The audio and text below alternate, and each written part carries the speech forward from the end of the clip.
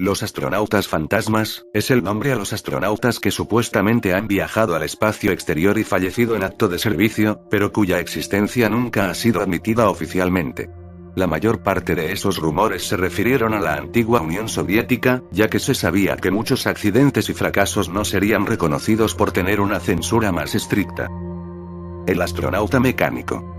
El astronauta mecánico de simulación fue un maniquí que simulaba a un astronauta real a bordo de 2 vuelos de prueba del proyecto Mercurio de Estados Unidos en abril y septiembre de 1961. Se decía que el maniquí era capaz de inhalar y exhalar aire, generar calor y producir vapor de agua, parecía muy real y humano para ser un robot mecánico.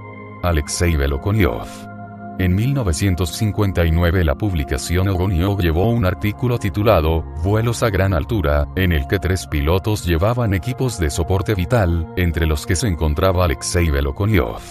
Un periodista de la prensa asociada consideró que se trataba de astronautas entrenándose. En marzo de 1965 el periódico italiano Corriere della Sera publicó unas supuestas intercepciones radiofónicas de noviembre de 1962, en las que se oía como un grupo de astronautas soviéticos y entre los que figuraba un tal Velokonyov emitía un desesperado mensaje que nadie en tierra parecía escuchar. Piotr Dolgov.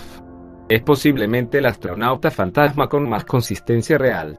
Aunque a veces se le haya calificado como astronauta, en realidad hay que decir que trabajaba para el Instituto de Aviación y Medicina Espacial, aunque no llegara a prepararse para ir al espacio.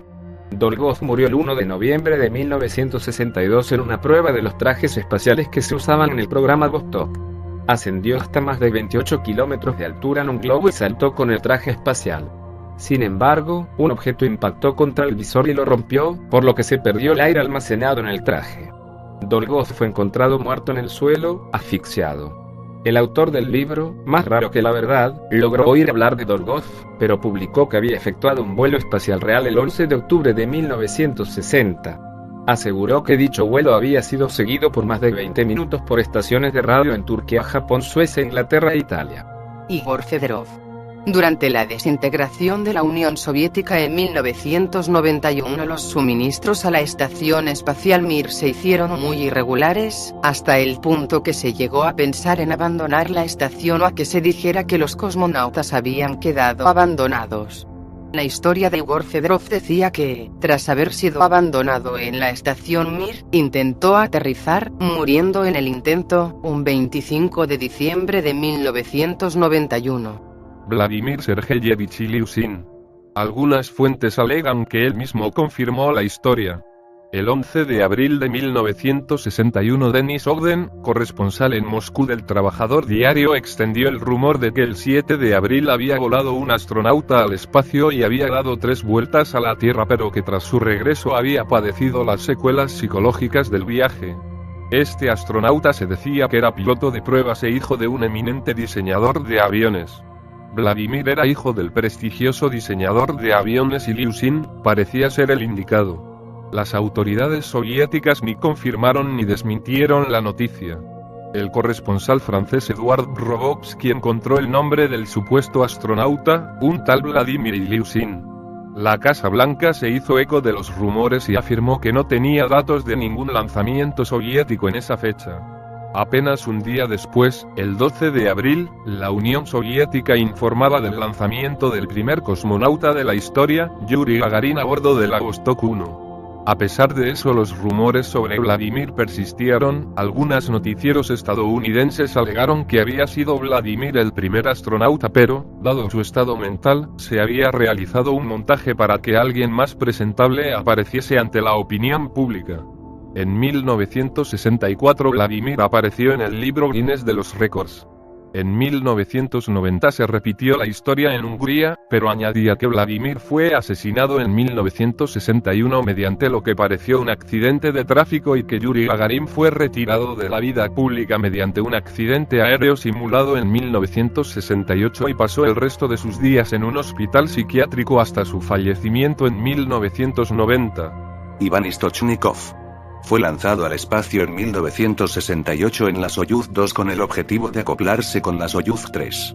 A bordo iban el Iván Istochnikov y el perro Cloca. Sin embargo, se perdió contacto con la Soyuz 2 y cuando la Soyuz 3 la tuvo a la vista, se observó que su casco había sido perforado, posiblemente por un micrometeorito. Cuando la Soyuz 3 se acopló a la nave la encontró vacía, a excepción de una nota en una botella de vodka, lo cual llevó a especular con una posible abducción extraterrestre. Ludmila Tokov.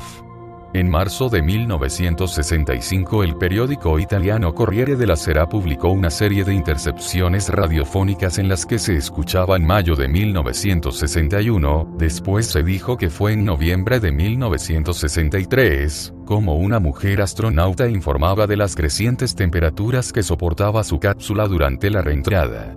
La transcripción fue acogida con escepticismo, pues otros no fueron capaces de entender nada.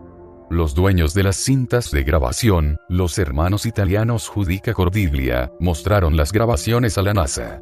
Quedaron perplejos ante las palabras de miedo, pavor y socorro de la joven. Los soviéticos ocultaron el tema y nunca dijeron que ese lanzamiento orbital jamás fuera realizado. Savadovsky.